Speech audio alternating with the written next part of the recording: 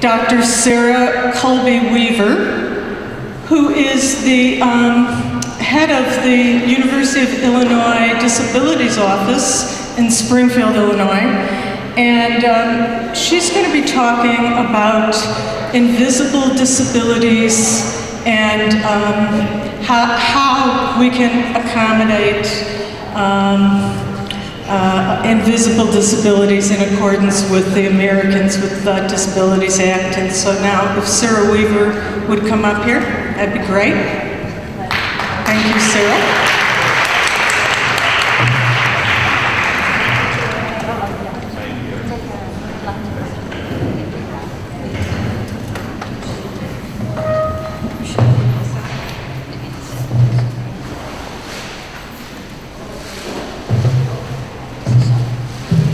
Hello everybody, and I appreciate the opportunity to be here today, and I've really enjoyed the morning and all the activities, and appreciate the invitation.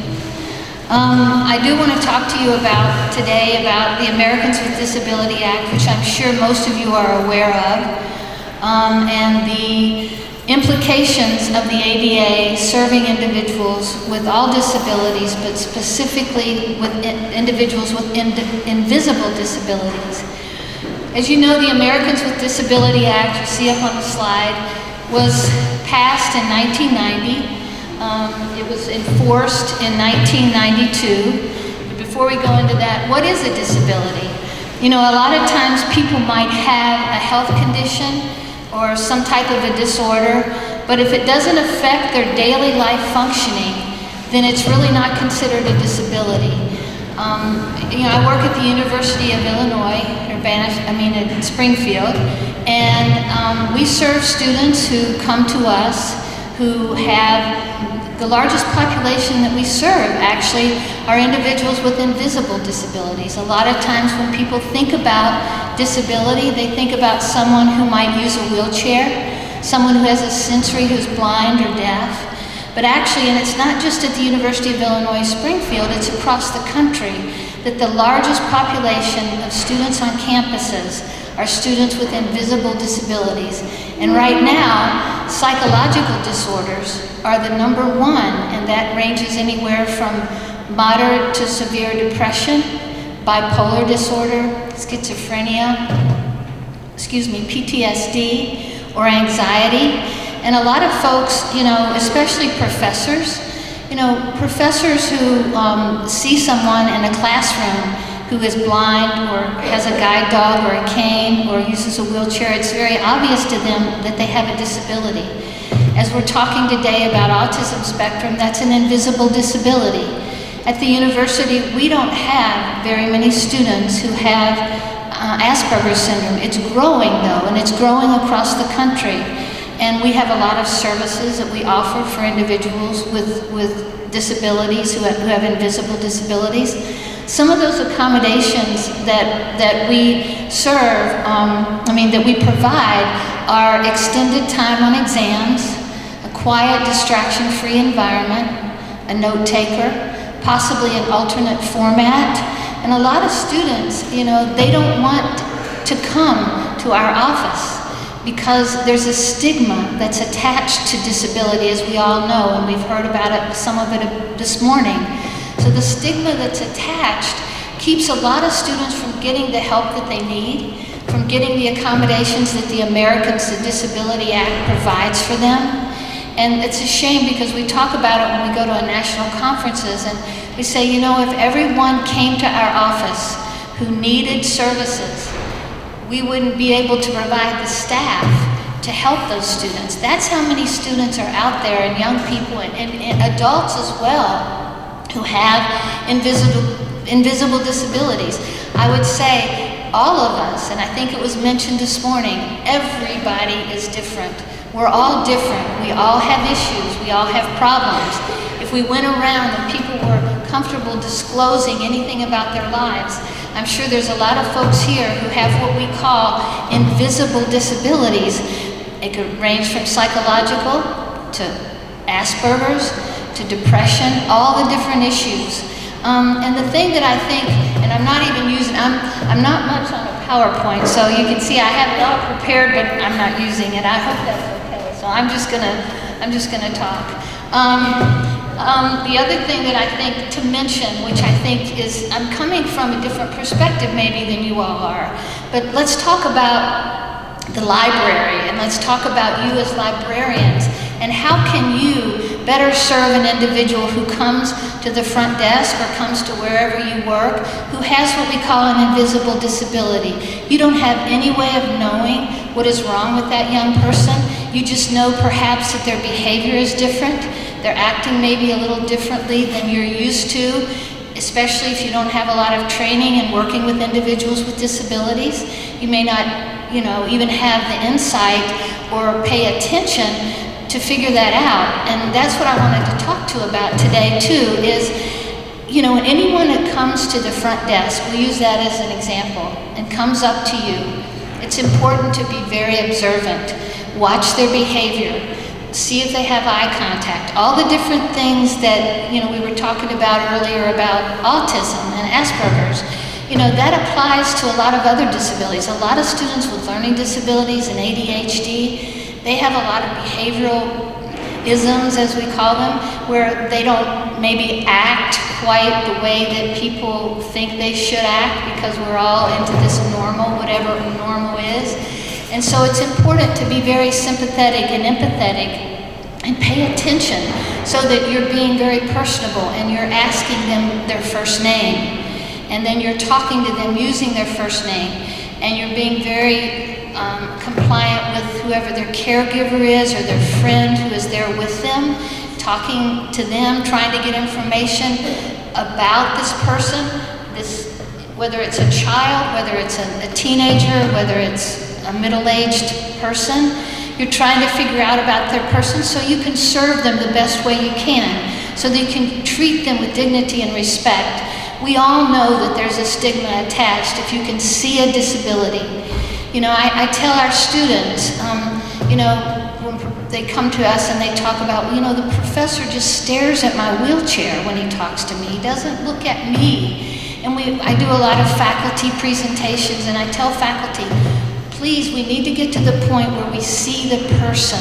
It's not a person who is disabled, or it's not a disabled person, I should say. It's a person with a disability, where the person is first, where we don't see the wheelchair. We see that individual, and we see their worth and their value. And when we see someone with a guide dog or a guide cane, we look past that and we see that person. The dignity and respect. The ADA is an amazing law. Think about what our world for individuals with disabilities would be like prior to the ADA. I grew up in a family, and that's why I'm in the field that I'm in, where at a very young age, my father had a brain tumor. And it changed our whole life. He was never able to go back to work. And I saw how people treated him differently after he had this brain tumor. And I'll give you an example that I'll never forget. And it was at that point where I made a decision that I wanted to commit my life to trying to make the world a better place for people with disabilities, all kinds of disabilities. My dad had been at the Rehab Institute of Chicago for over a year, going through rehab, learning to speak again, learning to tell just his identity, everything, hold up a fork, knife, whatever, so that he had his brain functioning at a level where he could function. And he'd worked very hard to learn how to speak again. And I remember we were at a restaurant. We were living in Naperville at the time. And we were at this little pancake restaurant. And the waitress went around and asked my sisters and my mom what we would have when they got to my dad. And when she got to my dad, she looked at my mom and she said, well, what will he have? And I was so mad. I was so upset, because here my dad had worked over a year learning how to speak again, and this waitress was not giving him any respect and asking my mother to answer her. And I said to her, why don't you ask my dad? He just learned how to talk again. And at that point in my life, I remember that disability, there has to be a better world for people with disabilities. Because you know what? Every one of us can walk out of this room today and something could happen to us. to where we would be dependent on someone, as my dad was, to bathe them, dress them, take care of them. We're still the same people inside. My dad was still the same person inside, but his body had become distorted and he drooled and he had a lot of physical changes to his body. But you know what? He still had dignity and he still deserved respect. And that's every individual who has a disability, no matter what it is, deserves respect. And it's up to us. Everybody in this room can make a difference. We don't have to work in the field of disability. We don't have to be librarians. We don't have to be school teachers, doctors. We can be anybody. We can make this world better by our own attitudes, by the things that we do, by the way we talk about people. The two young boys today that I enjoyed so much, I'm going to be a bunny, not a bully. I love that. Because, you know, we might not like the word bully, there's a lot of bullies in this world. And there's a lot of bullies who like to make fun of people with disabilities, whatever it is. And not just disabilities, but all different. If we don't fit into the little, you know, category that everybody wants to put us in, then people want to look at us and think we're different. But you know, we're all different, like I mentioned earlier. So, you know, let's go back to as when someone comes to you and you know there's something wrong. Some of the things that we, you know, that I've read about, and I think this is a good thing to say, is, you know, we would encourage the librarians, if you have someone that comes to you and you know that they have issues, no matter what it is, in this case, let's say it's autism, and you know they're going to need some special services, the most important thing for you to do is ask. Don't assume anything. Don't think that you can figure it out. Don't think that you might know what to do, because you know what that does? That gets us in trouble. When we try to assume what other people need, we don't have a clue what they need. So the most important thing to do is ask them. Ask the caregiver, ask their friend, or ask them. And listen, and speak softly, speak quietly. You know, there's a lot of sensory things that, and again, since we're talking about autism, but a lot of these things apply to anybody with any disability, but a lot of noise and stimuli, and even fluorescent lights, and a lot of crowds and being around people. Being aware of those things. You guys know your libraries better than anybody. You know where the little cubby holes are, the little quiet rooms are, where you can take a student or a young child with their family member, where they can be away from the noise and the stimuli and all the things that public places sometimes have, so that they can concentrate and they can focus. And those are the kind of things, a lot of this is common sense. There's a lot of legal to it, which we'll get to, but the common sense of treating people with a smile, saying their name, asking them what they need, being sensitive to what they tell you, and don't rush them. You know, kids with autism, that's the last thing they need, is to be rushed. If they're prone to meltdowns and they never know when they're going to happen, you know, be prepared. You know, sometimes telling a parent, you know, bring a trinket or bring their favorite toy with them when you come, so that you can divert their attention with that. Or if they don't have that, you look out the window and say, hey, look out here, divert their attention, and sometimes that will keep them from having a meltdown. And if it does happen, you need to be very patient and don't try to rush them through it. A lot of the times parents will prepare and go to the library early, or go to a public place early before it opens, and maybe get permission from the director of the library to do that, to where you can sit down with the librarian staff. And before I get into that, the staff need to have a plan. You need to have a plan that if you need to know where to go, what to do, who to call, because you never know what's going to happen. It's just like at a university. We never know when a deaf student is going to show up at our doorstep. And I say that because that's one of the hardest accommodations to accommodate, because we have to find interpreters for all of their classes. It's a very expensive accommodation, and if they just show up and we don't know, we're not prepared. So we have to have a plan. We have to have a backup plan. Same thing with you all, to know that if something happens, what are you going to do? Because it could happen. And you know, the safety of the individual who's having the meltdown, like the young boy today, they said he threw chairs. Well, you know, that's not unrealistic. And there's going to be people around who could be hurt, and who could, you know, not just the young person who's actually having the meltdown, but the people around, including yourself as the librarian. So what do? So you need to have a plan, and you need to know that the ADA, Americans with Disability Act, I encourage all of you, if you don't know the ins and outs of that, I'm not going to go into it because it's a very complicated law. Not complicated, but it involves a lot. To Google it and read a little bit about it. The things that you need to keep in mind is that you need to be able to provide what we call a reasonable accommodation. What does that mean? Well, it means you don't give them everything that they want, but you need to make sure that you give that person what another person would need to be successful in your environment, whatever that is. If it's finding a book, if it's being in a reading group, whatever you all do as librarians, make sure that you offer the same thing to students, to young people or students, or I keep forgetting, I'm saying children, but you all serve everybody. So whatever age group, that you will be able to provide that accommodation to that person. Now, it's not as easy as it sounds, because you're dealing with people's personalities, and not every person is going to have the same reaction to anything. So that's where I was talking about earlier. You try to get to know that person. You talk to them a little while, spend time with them. If you have a director that tells you you're spending too much time with these people, you got to spend time with everybody. You need to explain to your director, hey, no, the ADA accommodates this person, and it's my responsibility to make sure that I provide what's needed. So if I have to take an extra amount of time with this person, please be glad that I'm doing that, because I'm keeping that library out of any legal liability. And I don't say that to be threatening, and I don't say that to have like a hammer, put a hammer down. It's the truth. It's a law, and it's effective, and it works.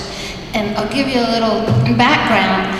When I first started my career, I was at the University of Illinois at Urbana-Champaign, which is actually one of the #1 programs in the country for individuals with disabilities for students, that and UC Berkeley.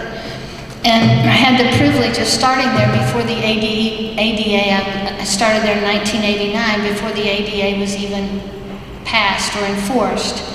And at that time, the University of Illinois was ahead of its time, and they were providing accommodations even though they didn't have to, because Tim Nugent started the program right after World War II, when the veterans were coming home from the war. And the #1 reason that the ADA was passed was for people who had mobility issues, to make sure that restaurants and bathrooms and buildings were physically accessible for individuals who used a wheelchair, who had some type of a mobility issue. Look how far we've come. Look at what the ADA covers. Lobbyists for Psychological Association, now it covers psychological issues, learning problems, learning disabilities, dyslexia, ADD.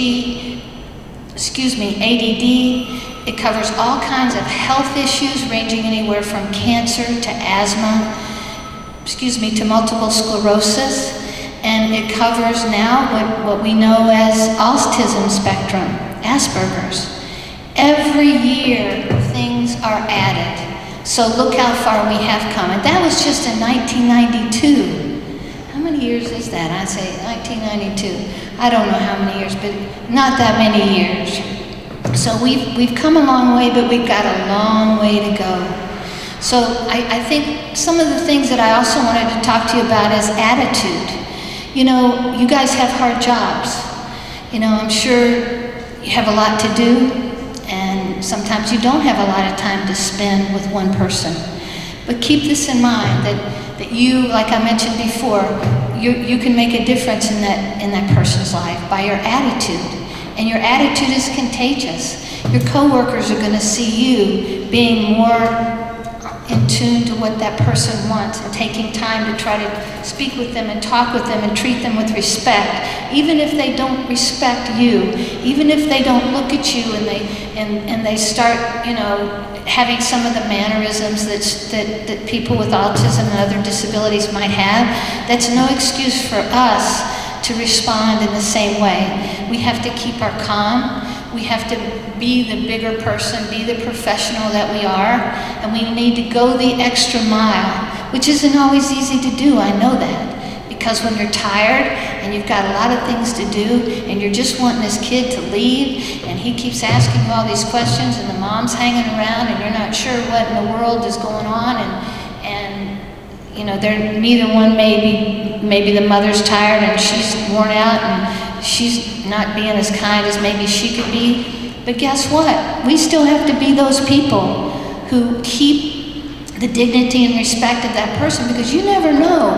Think about your own life. Think about your school teachers. I still have a teacher that made a huge impact in my life when I was in the 4th grade. And you could be that person, even though you think, I'm a librarian, I'm not a teacher, and they don't see me every day. They just see me every now and then. Well, guess what? It only takes one interaction.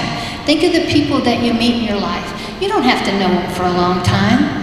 You don't have to see them every day. You don't have to talk to them every day. But just you taking the time and treating them with kindness, maybe taking them into the room I was talking about, sitting down with them where it's quiet, there's no funky fluorescent lights, it's very calm, and you're paying attention one-on-one, making eye contact with even that, if that child or that person is not making it with you, you can make a difference.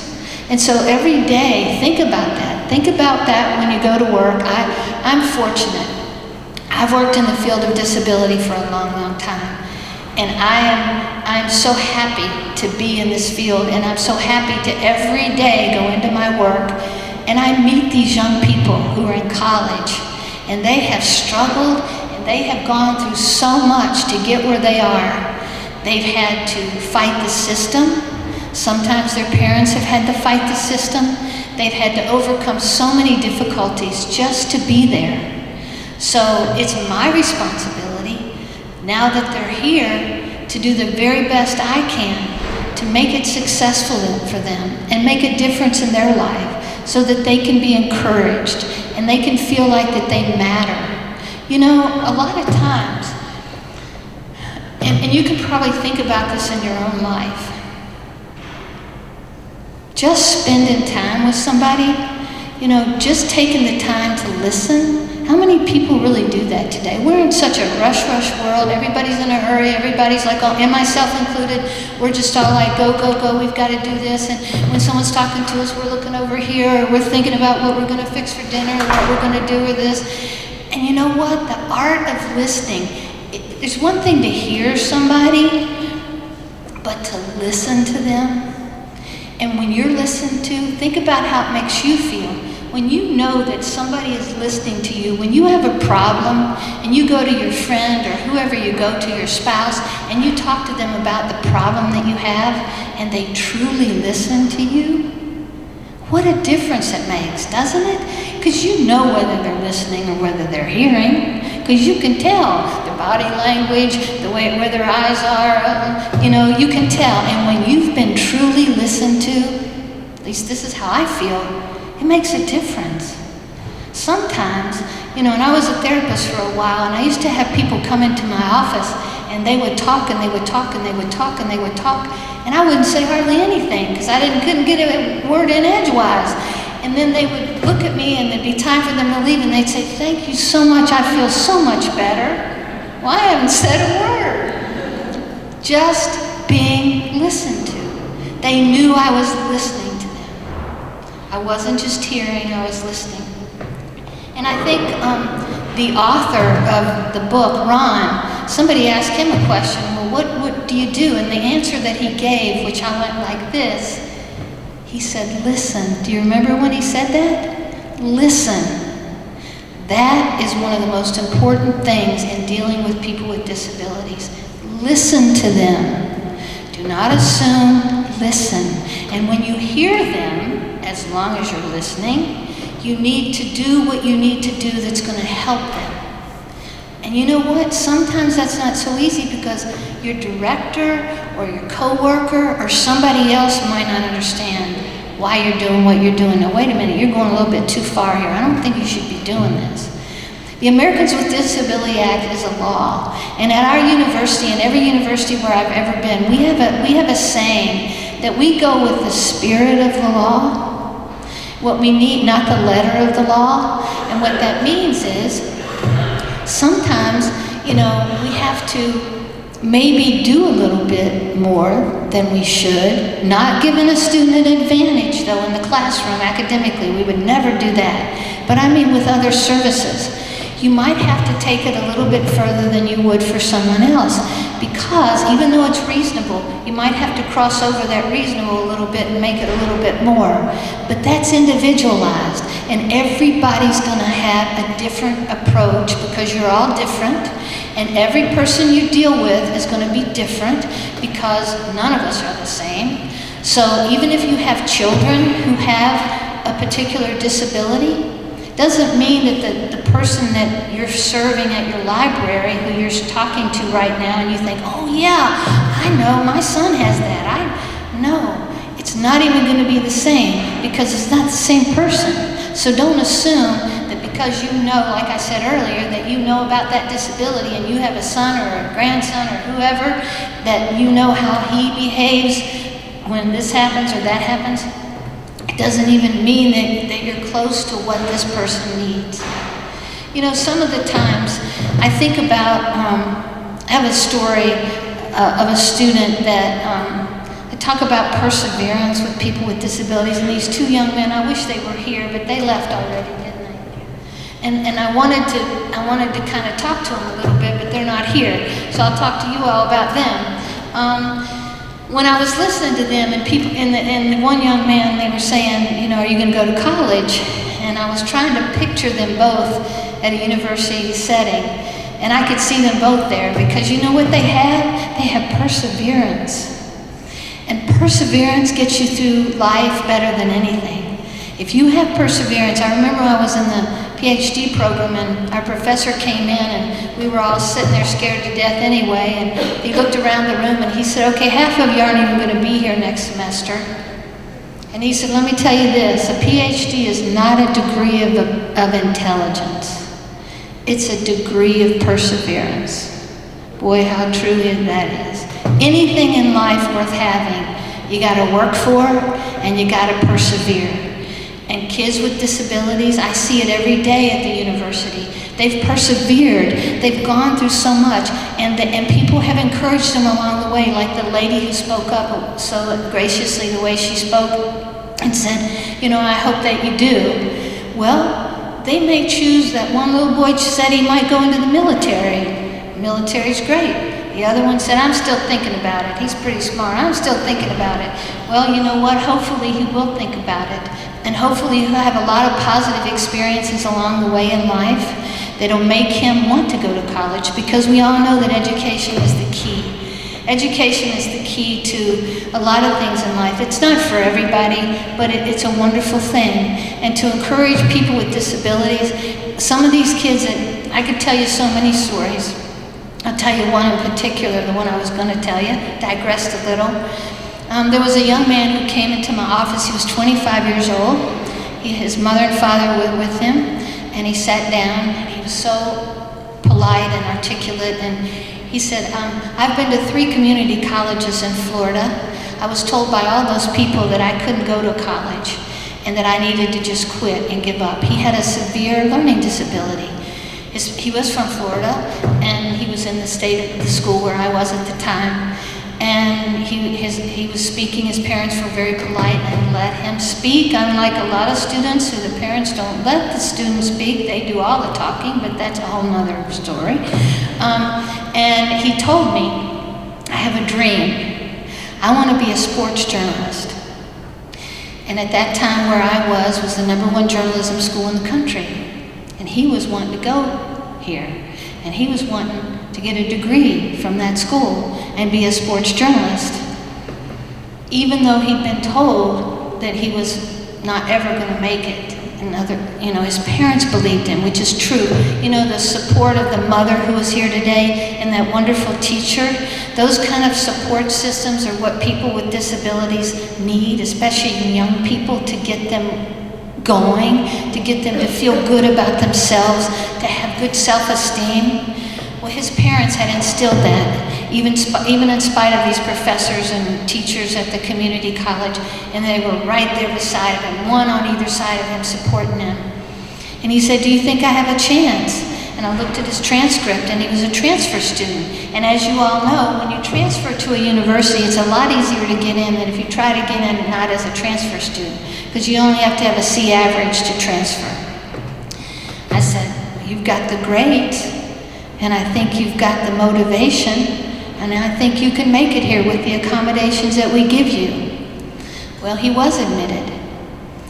And this is the truth. He was in my office every single day that I was there for almost 2 years, getting motivational speeches from me and from the staff, getting study skills, whatever. He ran into a lot of difficulty because the university had a reputation to uphold. And they didn't want to give him 12 hours of credit because everybody else had 16 and 18. And guess what? The ADA says that's a reasonable accommodation if you want to give somebody 12 credit hours. And we fought for that and we got it. And I'm here to tell you that he's won 2 Emmy Awards as a sports journalist. He lives in Florida. His wife is a neurosurgeon. He has 2 little daughters. That is a success story of a young man who had perseverance. He did it all on his own, and he didn't listen. He didn't listen to anybody else who tried to put him down. He believed in himself, but more importantly, too, his parents believed in him. And when he came to the university, a lot of other people believed in him. And he had the accommodations, and guess what? If it wasn't for the ADA, I think back when I was in school, there was no ADA. I think about some kids who could have been successful, who were known as the class clown, who couldn't do anything because they had ADHD, and they were running around the classroom, and there was no medications to give them because no one knew about it back then. I'm old.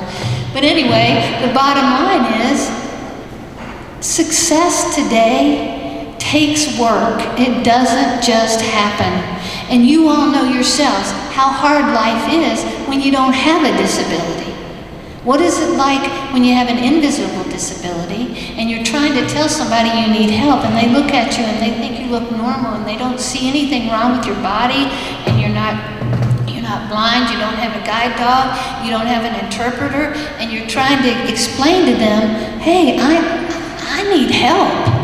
I need you to believe in me. I need you to support me. I need you to give me the accommodations that I need."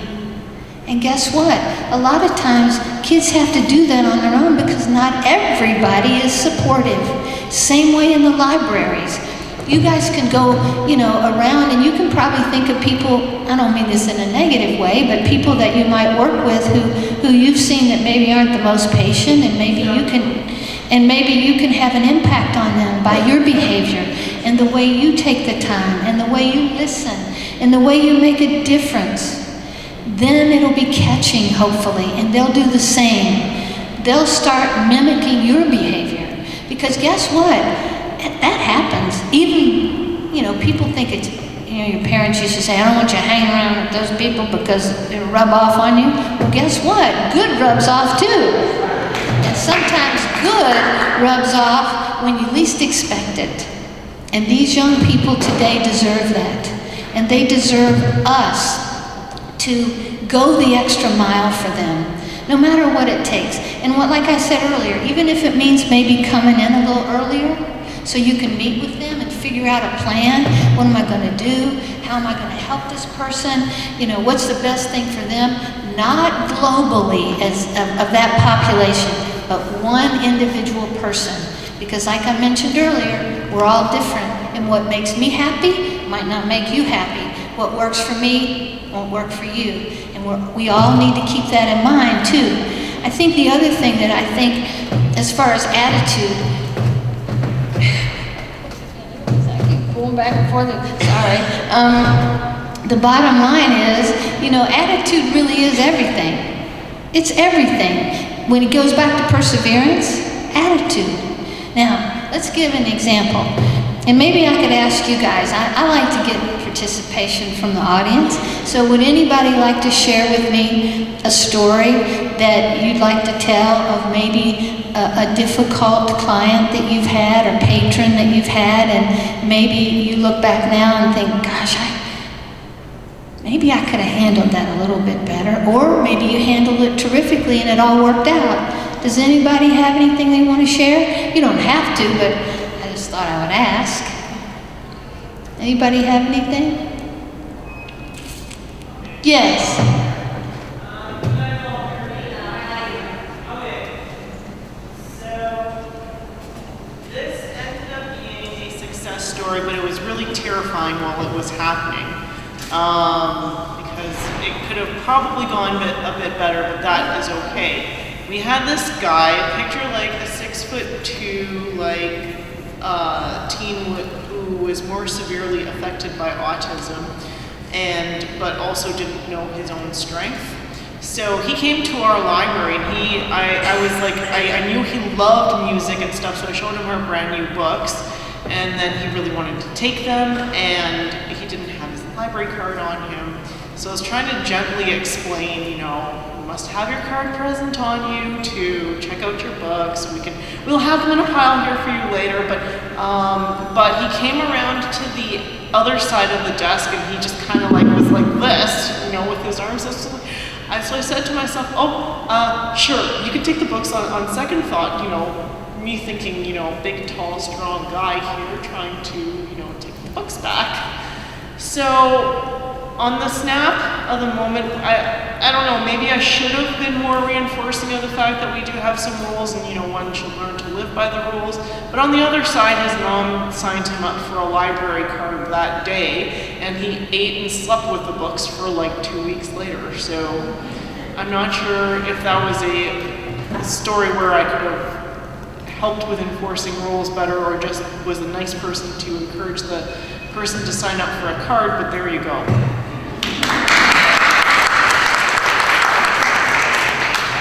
I think I'll respond to that and say I think you did the right thing. Those are the things I was talking about earlier, where we go with the spirit of the law, where it's a situation that there's rules.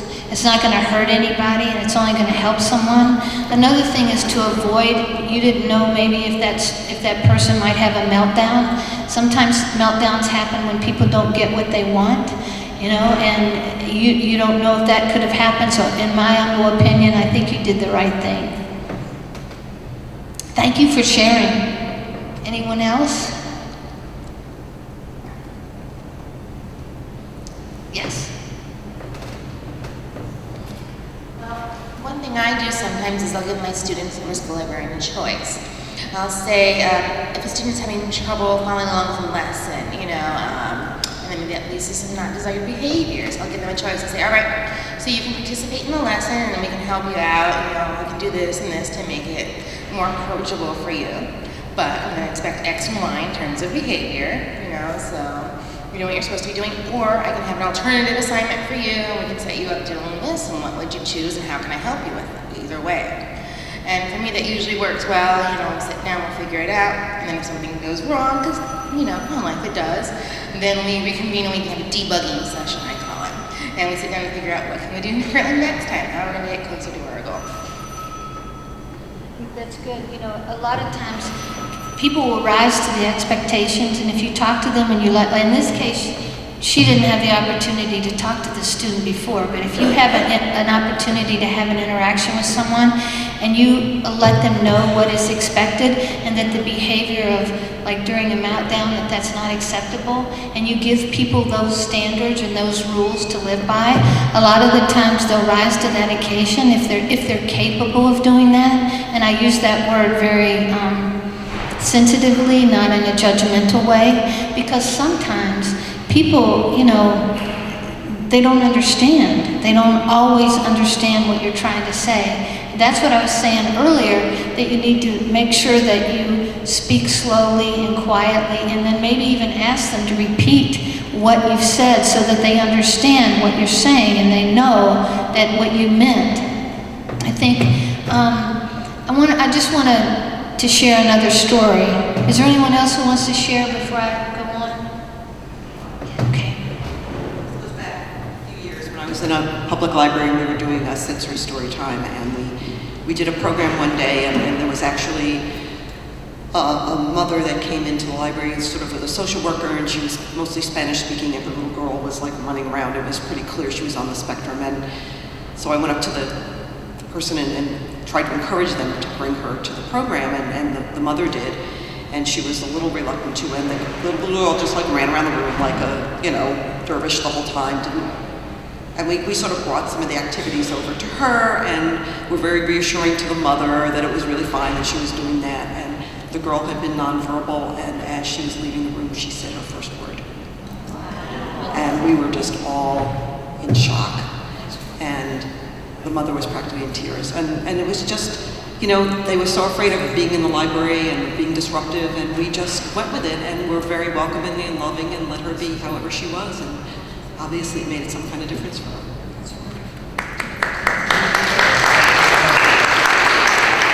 I think hearing that story and thinking the words that you used, warm and welcoming, we can say those words, but you know what? It makes a huge difference when we provide that, because they feel it. Everybody feels it. I mean, it's a warm and welcoming environment when you walk into your best friend's house. But when you walk into a house of someone that you hardly know, it's not always so warm and welcoming because they don't know you, because they haven't had the time to get to know you. So when you take the time to get to know someone like this lady was talking about, and you present to them a warm and welcoming person who's listening is the key word, and then look how they responded. That's a story probably you'll never forget. And your staff, the people you work with, and certainly that mother, because what a difference. And it's simple. It's so simple. That's the thing, it's so hard. I get so frustrated. I see people pulling into the what we call them handicap. Really, that's a really bad word to use, handicap, but they still use it. Handicap parking, and you see them hop out and they run into the, into the building or whatever, and I have to just bite my tongue not to go after them and say, excuse me, could you please tell me? But there you go, guess what? Can't do it now because of what? Invisible disabilities. It used to be when that would happen, because that's how handicap parking came about for people who had mobility issues. Well, if you didn't see it, you didn't think they had it. Well, now people get hang tag parkings for all kinds of invisible disabilities, and so you can't do that. But it still upsets me when I see people taking's not the right word, taking advantage, I guess it is the right word, taking advantage. And there's a lot of people that have disabilities who are afraid to tell people they have a disability because they don't want them to think differently of them. I have students that come in my office, and we provide extended time on exams, quiet, distraction-free environment, note takers, alternating format. At the professor's discretion, they can record their lectures. There's all kinds of accommodations that they get, and they need them. But I've had students walk out of my office, and they have the documentation they need, and they won't get the help because they think, even though I promise them that it is not going to affect their employment, it's not going to go on their public record in the admissions office, it's totally confidential because the ADA protects that. It says every record you have, Sarah Weaver, in your office where you work has to be in a locked file, in a locked room. The ADA, and the only people who can look at it are the people who are on your staff who look at it. No one else. You don't tell a professor, no one. And I tell them this. Then they walk out, and because of the stigma that's attached to disability, they don't get the help they need. because they're afraid that the professors are going to think they're stupid. The halo effect, you all have probably heard of that. They're going to think that their classmates are going to find out that they've come over to the Disability Services office, and then they're not going to want to hang out with them because they're going to think that they're different. Well, they are different, but there's nothing wrong with being different. Just like I said earlier, we're all different. Everybody's different. But society has put a stigma on disability and other things that we have to overcome that, and everybody in this room can make a difference. We can make a difference with your children. You know, educate your children about disability. Take them, if you can, somewhere where you know there's a lot of people with disabilities. You know, St. Jude Hospital, you see the commercials on TV, make your children watch those commercials, or your grandchildren, or whoever, and then talk to them about it. You know, there's nothing wrong with that little boy or little girl right here. They're just like you. Their body's just different. But guess what? Tomorrow, like I said earlier, my body might be different. Your body might be different, but it's not different in who you are. So keep that in mind when you're serving people. I don't know how much time. We're good, okay. You know, the other thing, and with the Americans with Disability Act, which I wanted to talk about, but as far as accessibility of your libraries, I know we're here to talk about autism, and just about everybody has, and mine's a little different because it's kind of talking more about some other issues. Make sure that your library is accessible, and what I mean by that it's you know, if you have a little reading area and you have chairs and you have a little table, and then over here you have some chairs and a table, make sure that to go between this group of chairs and this group of chairs, that a wheelchair can go through there, or someone who has a guide dog, or someone, you know, who, you just need to keep that stuff in mind. I know you're all focused on autism, but guess what? Everybody that has a disability needs your help, not just people with autism or Asperger's. Because you're going to see, as you do, all kinds of disabilities are going to come into your library, and you're going to be at a point where you're going to wonder, well, what does this person need? And keep in mind about the law. Keep in mind that, and I say this humbly, but I live with it every day. One little mistake, student with anxiety, we depend on professors to bring our exams over. A student with anxiety, professor, this happened the other day, forgot to bring the exam over. We had emailed them, we had called them, couldn't get in touch with them. The young lady who has anxiety is sitting in our office. Her little leg is just shaking like this. She's already nervous, she already has anxiety, and now she has to wait for the professor to bring her exam over. We live with things like that every day that the ADA covers. If by chance that young lady had not done well on that exam, her mother or father could have called me and said, you know, the reason my daughter didn't do well on her exam was because she had to sit out in your lobby and wait for 15 minutes before her test got here. And that's what created all kinds of anxiety for her. Luckily, the young lady didn't do that, but she could have. So we have to educate faculty. We have to let them know, you know, they think, oh, I'm late with the test. No. When I go to faculty meetings, I kind of lay down the law, humbly, but lay it down that, look, that situation I just described to you could put the university in legal liability. Because guess what? That person has the ADA, the law to protect them, that says you have to do this, this, and this. And guess what? It applies to you guys too. Not just to an institution of higher learning, but it applies to every public place. Every public place, including a library. So keep that in mind, not just what you all deal with, but you know, bathrooms and everything. Be aware of accessibility issues and things. Think about all different disabilities, not just autism, but all kinds. And when you see someone who rolls up and they're in a wheelchair, remember to try to look at them. I don't even see wheelchairs now because I've been doing this, it's part of my life. I see the person, but when I first started out, I saw the wheelchair. And you all probably do too, but look beyond the wheelchair.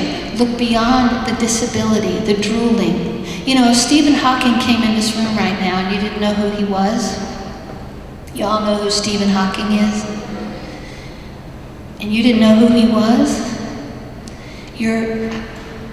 I'm not going to judge anybody, but I think your attitude and your impression of him might be very different because of what he looks like.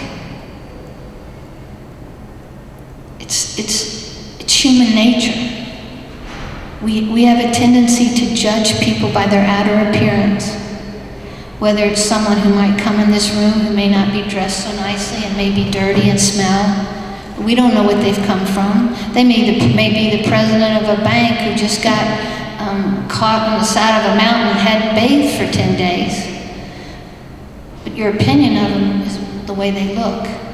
And that's not right. That's not good. And when people with disabilities, they live with that every day. I'm sure Stephen Hawking, he lives with that every day. And if they didn't know who he was and he went into a restaurant, I'm sure he would be treated differently than he's treated if they know who he is. And that's what we can all keep in mind. We need to treat everybody the same, no matter what. Easy to say, but we can live it and we can make a difference. And the ADA has helped us do that. The Americans with Disability Act has made a huge difference in the lives of people with disabilities. And guess what? We can follow it through and we can continue to make that difference by our attitude, and one of the most important things is by listening. Thank you. Do you all have any questions?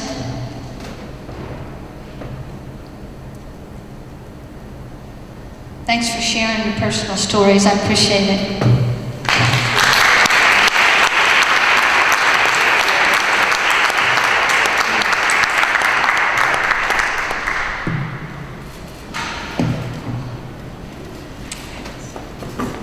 Okay, now I would like to bring up